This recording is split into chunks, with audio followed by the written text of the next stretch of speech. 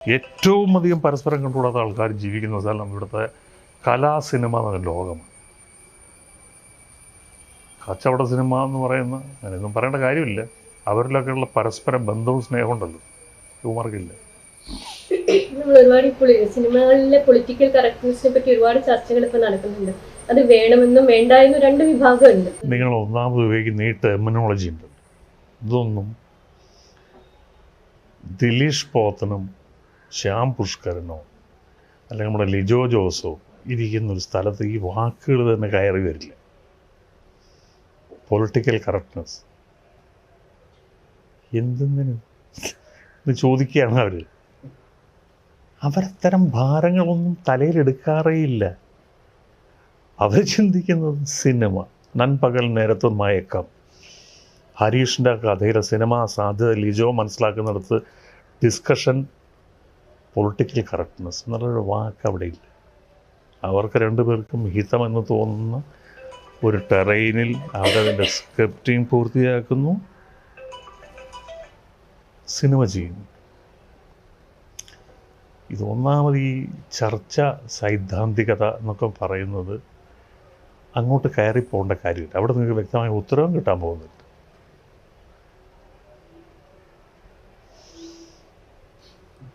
നിങ്ങൾക്കത് ഇപ്പോഴും മനസ്സിലാവുന്നില്ലെങ്കിൽ നിങ്ങളുടെ കുഴപ്പമാണെന്ന് ഒന്ന് സ്വയം വിശകലനം ചെയ്താൽ മതി. ഇതിനൊന്നും പുറകെ പോകരുത്. കഴിയുമെങ്കിൽ സിനിമാക്കാരെ ഞാനടക്കമുള്ളവന്മാരെ ഇൻ്റർവ്യൂ ചെയ്യാനും പോകരുത്. വെറുതെ വേസ്റ്റാണ് ഇതൊക്കെ. ഒരു വിഭാഗം സിനിമാക്കാർ ഞെട്ടിയിരിക്കുന്നത് ലിയോ എന്ന് പറയുന്ന വിജയകാന്തിൻ്റെ പടം, അല്ല വിജയുടെ പടം കേരളത്തിന് കളക്ട് ചെയ്ത കോടികളെക്കുറിച്ച്. അതുപോലെ ഷാറൂഖ് ഖാൻ്റെ ജവാൻ എന്ന പടം ഇവിടുന്ന് എത്ര കൊണ്ടുപോയി. ഒരു സൈദ്ധാന്തികതയും ഒരു പൊളിറ്റിക്കൽ കറക്റ്റ്നെസ്സും കോഴിക്കോടൻ ഭാഷ പറഞ്ഞാൽ ഒരു തേങ്ങ കൊലയില്ല. 2-2.5 മണിക്കൂർ ഹാപ്പി ആയിട്ട് കണ്ടിട്ട് അവൻ വീട്ടിൽ പോകും.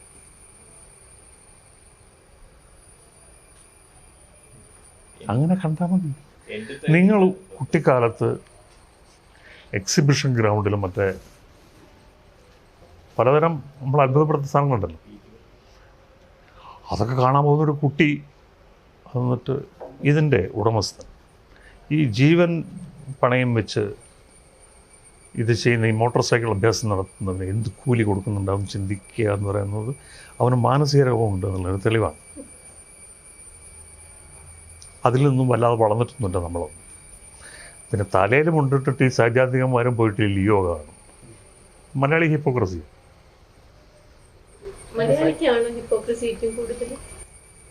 ഒരുപാട് കാര്യങ്ങൾ മലയാളിക്ക് അത് കുറഞ്ഞു വരിക. കുറച്ച് ബുദ്ധിജീവികൾ ബാക്കിയുണ്ട്, അവർ കൂടെ നന്നായാലും ഈ നാടിന് കൊള്ളാം. നമ്മൾ ഇവന് മറ്റവനെ കണ്ടുകൂടാ, അത് വേറെ കാര്യം. അങ്ങനെ അടിവരയിടാനും പറ്റില്ല. അങ്ങനെ എന്താ സിനിമയെ സീരിയസ് ആയിട്ട് കാണണം. നിങ്ങൾ സിനിമയിൽ നിന്ന് സിനിമയായിട്ട് കാണുക. അതിൽ പല ഭിന്ന രുചിയുള്ള ആളുകൾ ചെയ്യുന്ന ഭിന്ന സ്വഭാവങ്ങളുള്ള സിനിമകളുണ്ട്. അതിനെ അതായിട്ട് കണ്ടിട്ട് നിങ്ങൾക്ക് എൻജോയ് ചെയ്യാം. നിങ്ങൾക്ക് മഹേഷിൻ്റെ പ്രതികാരം എൻജോയ് ചെയ്യാം, തൊണ്ടി മുതലും ദൃക്സാക്ഷിയും എൻജോയ് ചെയ്യാം. അതിന് വലിയ പൊളിറ്റിക്സ് എന്താണെന്ന് ചെയ്യുക. അങ്ങനെ ആവശ്യമില്ലാത്ത കാര്യങ്ങളുമായിട്ട് സിനിമയുടെ പിന്നാലെ നിങ്ങളൊന്നും നടക്കരുതെന്നാണ് ഞാൻ പറയുന്നത്. ഈ നേരത്തെ പറഞ്ഞപ്പോൾ നമ്മൾ ഈ ഫിലിം മേക്കറിൻ്റെ പൊളിറ്റിക്സ് പറഞ്ഞു. രഞ്ജിത്തിൻ്റെ അഭിപ്രായം എന്താണ്? സിനിമയ്ക്കൊരു പൊളിറ്റിക്സ് ഉണ്ടോ? അതോ സിനിമയ്ക്ക് അങ്ങനെ പൊളിറ്റിക്സ് ഇല്ലേ?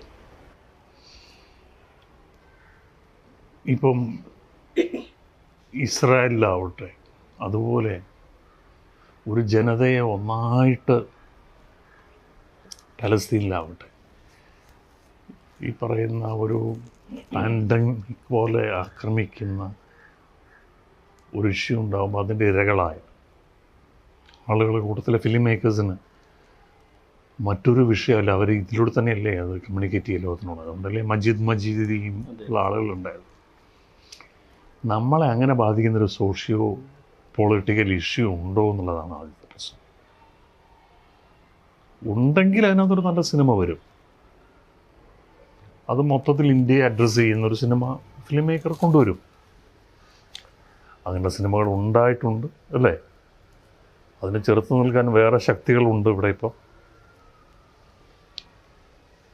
എനിക്ക് തോന്നുന്നു നമ്മുടെ കേരളത്തിൻ്റെ ഒരു സോഷ്യോ പൊളിറ്റിക്കൽ സീനിൽ എല്ലാവരും അനുഭവിക്കുന്ന ഒരു വലിയ ദുരിതം നേർക്ക് ഉണ്ടാവുന്നില്ല. നമ്മളിപ്പോഴും പറയുന്നത് പ്രളയത്തെക്കുറിച്ച്, അല്ലെങ്കിൽ കോവിഡിനെ കുറിച്ച്, നിപ്പ. അല്ലാതെ ആളുകളെ അസ്ഥിരപ്പെടുത്തുന്ന ജനജീവിതം, സാധാരണക്കാരനെ ദുഷ്കരമാക്കുന്ന ഒരു സോഷ്യൽ ഇഷ്യൂ വരുമ്പോഴാണല്ലോ എല്ലാവരുടെയും ശ്രദ്ധ അതിലേക്ക് മാറുകയും അതിൽ ഫിലിം മേക്കേഴ്സും ഉണ്ടാവും. അവരതിൽ നിന്നും അവർക്ക് പറയാനുള്ളത് സിനിമയ്ക്ക് ആധാരമാക്കുകയും ചെയ്യും. ഇന്നത്തെ സിനിമയിലെ സ്ത്രീ കഥാപാത്രങ്ങളെ നോക്കിയാൽ അവർ ഒരുപാട് മുന്നോട്ട് പോയി എന്ന് തന്നെ പറയും. ഒരു ട്രാൻസ്ഫോർമേഷൻ സ്ത്രീ കഥാപാത്രങ്ങളിൽ നടന്നിട്ടുണ്ട്. ഇപ്പോൾ പണ്ട് നമ്മളിപ്പോൾ ഒരു റേപ്പ് ചെയ്യപ്പെട്ടാൽ ആത്മഹത്യ ചെയ്യുന്ന നായികമാരെയും നമ്മൾ കണ്ടിട്ടുണ്ട്. ആ പൊസിഷനിൽ നിന്ന് ഇപ്പോൾ എന്താ sex is not a promise എന്ന് പറയാൻ ധൈര്യം കാണിക്കുന്ന ഒരു ഹീറോയിനിലേക്ക് നമ്മൾ എത്തിയിട്ടുണ്ട്. അത്രയെങ്കിലും ഒരു മുന്നോട്ട് പോക്ക് വന്നിട്ടുണ്ട്. ഇതിനെയൊക്കെ നിങ്ങൾ വലിയ വിശാല അടിസ്ഥാനത്തിൽ നടത്തുന്ന ഡിബേറ്റാണ്. ഒരു പെണ്ണിൻ്റെ കഥ എന്നൊരു സിനിമ ഉണ്ടായിരുന്നു. അതിൽ സത്യൻ്റെ കഥാപാത്രം റേപ്പ് ചെയ്യുന്ന ഷീലയുടെ കഥാപാത്രം തിരിച്ചു വന്ന് റിവെഞ്ച് ചെയ്യുന്നതാണ് സിനിമ. ഏത് കാലത്തിലെ സ്ത്രീ? അന്നും ഉണ്ടായിട്ടുള്ള ഡിഫറെൻ്റ് ആയിട്ടുള്ള ക്യാരക്ടേഴ്സും കാര്യങ്ങളും. അനുഭവങ്ങൾ പാളിച്ചകളെടുത്താൽ അതിലെ രണ്ട് പുരുഷന്മാർക്കും അവരുടേതായ ബ്ലാക്കും വൈറ്റും ഉണ്ട് അവരുടെ ജീവിതത്തിൽ, സ്ത്രീക്കും ഉണ്ട്. അപ്പം ഈ കാലം ആ കാലം അങ്ങനെ അടച്ച് നമുക്ക് വാതിൽ കൊട്ടിയടയ്ക്കാനൊന്നും പറ്റില്ല. വലിയ വിപ്ലവ സ്വഭാവമുള്ള ആശയങ്ങൾ അന്നും സിനിമയായിട്ടുണ്ട്. ഇപ്പോൾ ആദ്യം പറഞ്ഞു ദേവാസുരം എടുത്ത് രഞ്ജിത്ത് എന്നുള്ളൊരു പ്രയോഗം താങ്കൾ തന്നെ ഇപ്പൊ പറഞ്ഞു. താങ്കൾ അതിനുശേഷം അല്ല, ഞാൻ പറഞ്ഞത് ഇത്തരം കാര്യങ്ങളെ ഞാൻ എഴുതിയൊരു സിനിമയായിട്ട് കണക്ട് ചെയ്തിട്ട് ക്യാരക്ടറിനെ അനലൈസ് ചെയ്യരുതെന്നാണ് പറഞ്ഞത്. എക്സാക്ട്ലി. നമ്മൾ അതിനുശേഷം എടുത്ത സ്പിരിറ്റ് ആണെങ്കിലും പ്രാഞ്ചിയേട്ടനാണെങ്കിലും തിരക്കഥയാണെങ്കിലും ഇതൊന്നും പൊതുവെ ഒരു രഞ്ജിത്ത് എന്ന പേരിനോടൊപ്പം കൂട്ടിച്ചേർത്ത് എപ്പോഴും പറയപ്പെടുന്ന സിനിമകളുടെ പേരുകളല്ല ഈ മൂന്നും. അത് മനഃപൂർവ്വമാവാം. അതുകൊണ്ട് എനിക്കെന്താ, ഞാൻ രാവിലെ എഴുന്നേറ്റ് ഫേസ്ബുക്കിൽ കുറിച്ചുകൊണ്ട് ഞാൻ ഇന്ന് സിനിമകൾ ചെയ്തിട്ടുണ്ട്, അതെൻ്റെ ജോലിയല്ല. ഓ, ഇയാളാണോ ആ പടവും ചെയ്തത് എന്ന് ചോദിച്ചാൽ മതി ആരെങ്കിലും പരസ്പരം. എനിക്കതൊന്നും എന്നെ ബാധിക്കുന്ന വിഷയമല്ല. ഞാൻ ചെയ്തതിലൊന്നും ഞാൻ തള്ളി പറയുകയില്ല. സാമ്പത്തിക പരാജയം ഉണ്ടായപ്പോൾ എനിക്ക് ഖേദമുണ്ടായിട്ടുണ്ട്, അത്രയേ ഉള്ളൂ. ഇവൻ തന്നെ അതും സാമ്പത്തിക പരാജയം ഉണ്ടെങ്കിൽ ഒരു എന്താ ഫിലിം എന്നതിലേക്ക് താങ്കൾ അതിനെ അല്ല, പാളിച്ചായിരിക്കാം. പാളിച്ച ഉണ്ടാകുന്നതുകൊണ്ടാണോ സാമ്പത്തിക പരാജയം? ആയിരിക്കാം. നമ്മുടെ റൈറ്റിങ്ങിൽ മേക്കിങ്ങിലൊക്കെ ഉണ്ടായിട്ടുള്ള ചില കുഴപ്പങ്ങളായിരിക്കാം പ്രേക്ഷകന് സ്വീകരിക്കാൻ പറ്റാതെ പോയത്. പറയാനാകും. ഞാനത് ചോദിച്ചെന്താ വെച്ചാൽ അങ്ങനെയാണെങ്കിൽ മായാമയൂരം താങ്കൾ തന്നെ പറഞ്ഞ പോലെ ഞാനത് കണ്ടതാണ്, എനിക്ക് നല്ല മൂവിയായിട്ട്. എൻ്റെ പടമല്ലത്, ഞാൻ എഴുതിയ പടമാണ്. എഴുതിയ പടമാണ്. അത്തരം ഒരു മൂവി എന്തുകൊണ്ട് വിജയിച്ചില്ല? അല്ല, അതും നമ്മൾ വെറുതെ പുറപ്പുറത്ത് കയറി ഇതിൻ്റെ ചർച്ചയ്ക്ക് വിളിക്കേണ്ട കാര്യമില്ലെന്നേ. സിനിമ പരാജയപ്പെട്ടു എന്നുള്ളത് ആദ്യം നമ്മൾ തന്നെ അറിയാം. പിന്നെ അതിന് ന്യായവാദങ്ങളും ന്യായീകരണമായിട്ട് നമ്മൾ ഇറങ്ങി തെരുവിലേക്ക് ഇറങ്ങേണ്ട കാര്യമൊന്നുമില്ല. സിനിമ പരാജയപ്പെട്ടു എന്ന് നമ്മൾ എങ്ങനെയാണ് തീരുമാനിക്കുന്നത്? സാമ്പത്തിക പരാജയം എന്നുള്ളതാണോ? സിനിമയുടെ ആദ്യത്തെ ഷോ കഴിയുമ്പോൾ നമുക്ക് കിട്ടും, പ്രശ്നമാണ്. അല്ല, അതിന്റെ സാമ്പത്തികമായ പരാജയം മാത്രമാണോ ഒരു സിനിമ? അതെ, അത് വലിയ ഘടകമാണ്. വലിയ ഘടകം അതാണ്.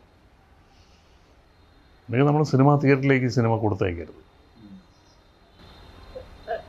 അവസാനമായിട്ട് ചെയ്ത ഡ്രാമയല്ലേ, അപ്പോൾ വളരെ വലിയൊരു പരാജയമായിട്ട് സാറിനത് റിലീസാകുന്നതിന് മുമ്പ് തോന്നിയിരുന്നു? ഡ്രാമ ഇങ്ങനെ ഒരു വലിയ പരാജയമൊന്നുമല്ല. ഡ്രാമയ്ക്ക് മുടക്കം എനിക്കറിയാം എത്രയാണെന്നുള്ളത്. അതൊക്കെ അയാൾക്ക് കിട്ടിയിട്ടുണ്ട്. അയാൾക്കും പരാതിയൊന്നുമില്ല. പക്ഷെ അത് കഴിഞ്ഞപ്പോൾ എനിക്ക് ബ്രേക്ക് എടുക്കണം തോന്നി. അത് മൊത്തത്തിലൊരു സ്വീകാര്യം അക്സെപ്റ്റ് ചെയ്തില്ല എന്നുണ്ടല്ലോ. അതെ, അതിനെ അംഗീകരിക്കുന്നു. അല്ലാതെ ആൾക്കാരുടെ കുഴപ്പമല്ല, എൻ്റെ കുഴപ്പമാണ്.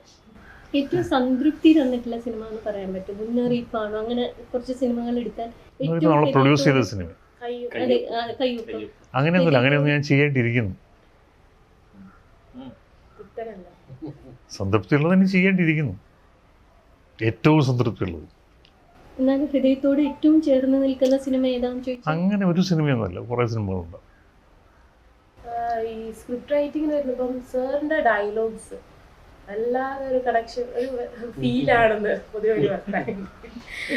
കഴിഞ്ഞ ദിവസം അനൂപ് മേനോൻ സാറിന്റെ ഒരു ഇന്റർവ്യൂവിൽ ഇങ്ങനെ പറയുന്നുണ്ടായിരുന്നു, രഞ്ജിത്ത് സാർ എഴുതിയ ഡയലോഗ്സ് വല്ലാത്ത ഇതാണ്, നമ്മളിത് പറയുമ്പോഴും അതിങ്ങനെ മാറ്റാനൊന്നും പറ്റൂല, അത് എഴുതിയ സാധനം അങ്ങനെ പറയുക, അത് സ്ക്രീനിൽ കാണുമ്പോഴും അതിൻ്റെ ഒരു ഫീൽ നമുക്ക് കിട്ടുന്നില്ല.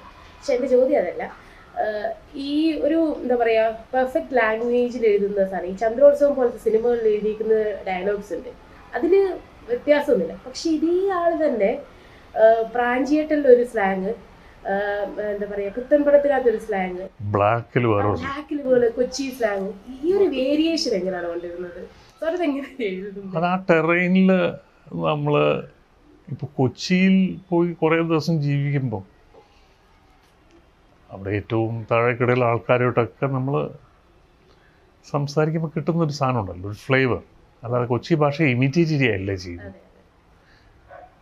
അപ്പോൾ അതിൻ്റെ നിർമ്മാതാവ് കൊച്ചിയിൽ ജനിച്ചു വളർന്ന ലാലനോട് ഈ കുമ്പാരി എന്നൊക്കെയുള്ള പരിപാടി നിങ്ങൾക്ക് എങ്ങനെ അറിയാം? കുമ്പാരി തെറ്റുണ്ടോ? ഇല്ല, ഞാൻ പോലും അത്ഭുതപ്പെട്ടു. പകൻ കോഴിക്കോട്ടുകാരൻ